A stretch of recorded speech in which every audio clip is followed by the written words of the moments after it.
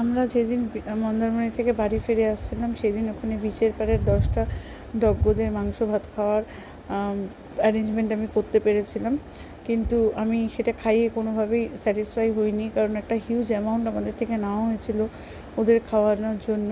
কিন্তু সেখানে আমি দেখলাম ভাতের মধ্যে ম্যাক্সিমামটা মাংস নেই, শুধু হলুদ দিয়ে বয়েল করা রয়েছে, যেটা আমার খুবই খারাপ লেগেছিলো। ওখানে একজন ডাবালা এই অ্যারেঞ্জমেন্টটা আমাকে করে দিয়েছিলো। আমার ভিডিওটা এর জন্যই করা যে ওখানে যদি কেউ যান আর ওদেরকে খাওয়াতে চান, হয়তো ওদের কাছেই আপনাকে নিতে হবে, কারণ খরচাটা তাও তুলনামূলক হোটেলের থেকে কম, কিন্তু একটু সময় দিয়ে ওদেরকে দেখে শুনে খাওয়ারটা অ্যারেঞ্জ করবেন। আমার সঙ্গে গল্লি থাকার জন্য আমি অতটা সময় দিতে পারিনি, তার জন্য ওরা এইভাবে ঠকিয়ে দিল। ঠকাটা বড় কথা না, কিন্তু আমার বাচ্চাগুলোকে যে আমি একবার ভালো মতো খাওয়াতে পারলাম না, এটা খুব দুঃখ লাগছে আমার নিজের।